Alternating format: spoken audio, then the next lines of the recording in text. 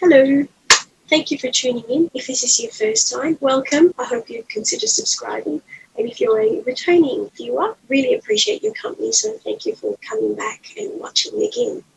Today, I actually presented at a group insurance summit and reminded everyone of the number of activities and priorities we are dealing with at the moment. I shared a whiteboard video of what the governance roadmap looks like at the moment, and I thought it might be a good idea to share this with you, just so you can get an insight of the number of activities and initiatives that are going on in the industry to make sure that you get the best value out of your insurance within superannuation. So let's dive right into the video and then reconvene at the end to do a wrap-up. So in this segment, we are talking about our governance roadmap, focusing on members first and the new provisions.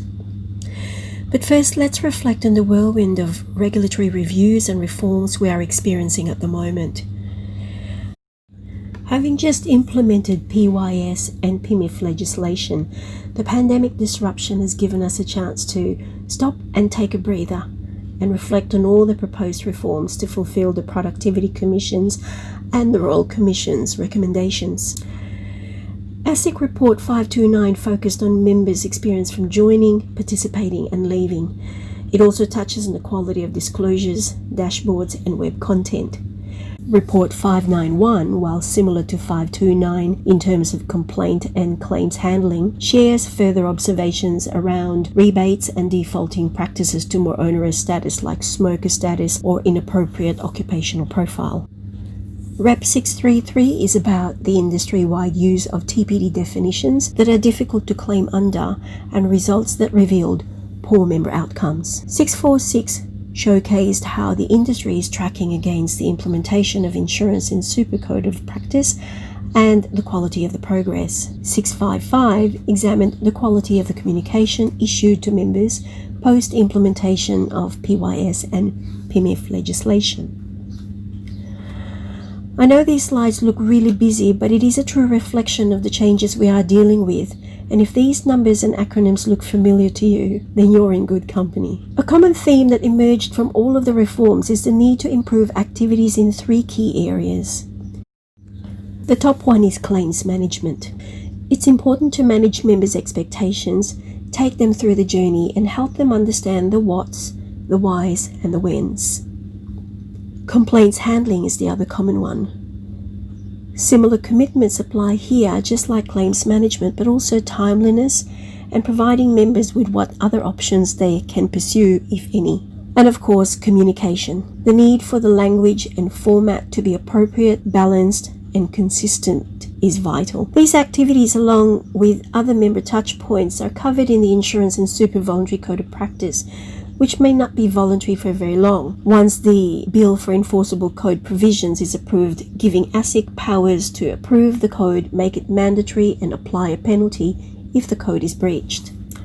The Insurance and Super Voluntary Code of Practice has been around more than a couple of years now. Its official commencement date was actually 1 July 2018, but the final date to comply is 30 June 2021. That's less than 7 months. To recap, there are 11 sections of the code, not counting the introduction and background section. There's Section 4, the appropriate and affordable cover. Section 6, supporting vulnerable members. Section 8, premium adjustments. Section 9, promoting insurance cover. Section 10, changes to cover. Section 11, refunds. Section 12, staff and service providers. Section 14, promoting, monitoring and reporting on the code. And as noted earlier, the section of the code that deal with communication, complaints and claims are Section 5, helping members to make informed decisions, Section 7, handling claims, and Section 13, making inquiries and complaints.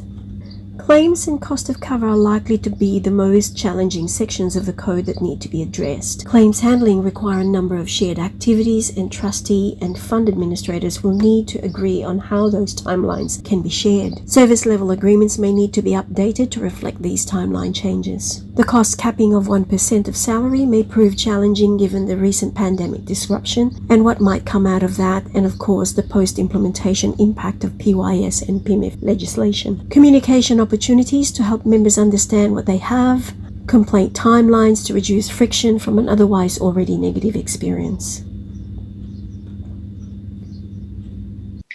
Okay, so just to recap, the Insurance and Super Voluntary Code of Practice was created to help lift the standard of communications between trustees of superannuation funds and its members. It covers a number of touch points, which are all the ones that have been described in that whiteboard video.